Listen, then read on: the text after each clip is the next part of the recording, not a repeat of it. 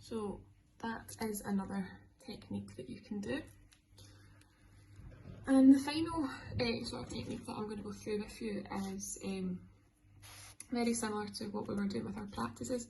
It's just a simple press and release, but we're going to keep going through that and give it a bit of height to it as well. So we're just going to, I'm just going to clean the tip of my piping tip there. So you want to make sure it's always kind of clean before you start. So I'm just going to press and release. Press and release.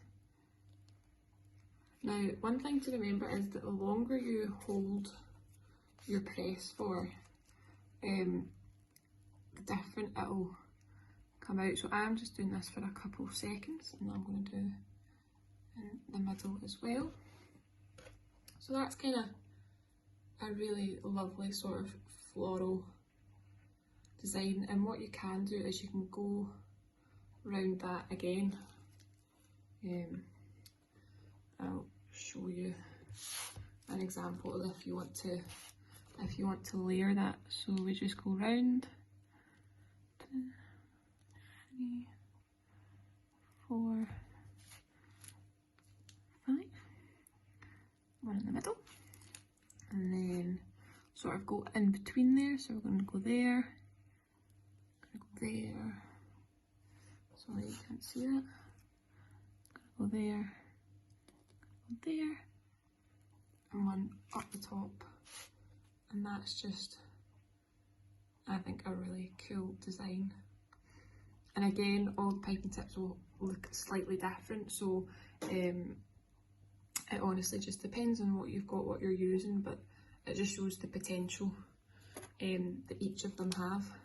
I'm just going to show you an example of using this again and what I was saying about how long you press it for. So those are just pressing for a couple seconds, but if we were to hold down and go 1, 2, 3, that's a completely different look. So we'll do it again, 1, 2, 3, 1, 2, 3, 1, 2, 3, and there we go. And that is that. So those are kind of my top techniques for using this sort of rainbow style design. So I'll just bring them all in and just go through them again. So these two we're going round and lifting up as we go through each layer.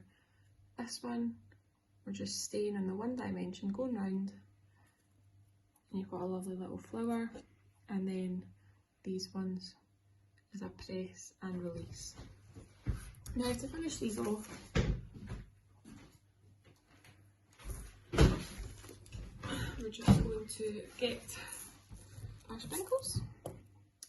So for these, I like to, for the Mr. Whippies, just sprinkle these on however you like so. And then, sorry, I'm going to move these over a little bit. For the roses, like I said before, where you've kind of pulled away with your piping tip, I just put a little sprinkle on these corners like so.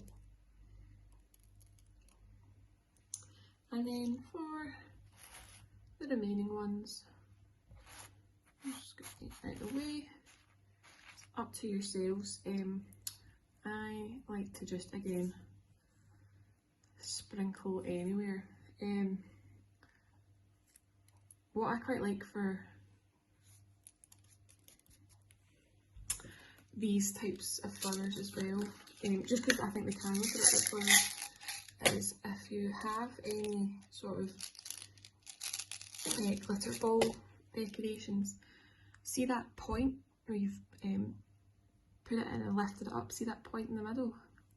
I just dot these in each of these points.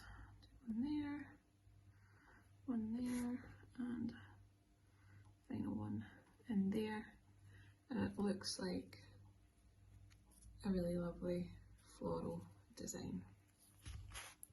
So I'm just going to turn this around. This is the sort, oh, stuck my finger in that, well done. This is the general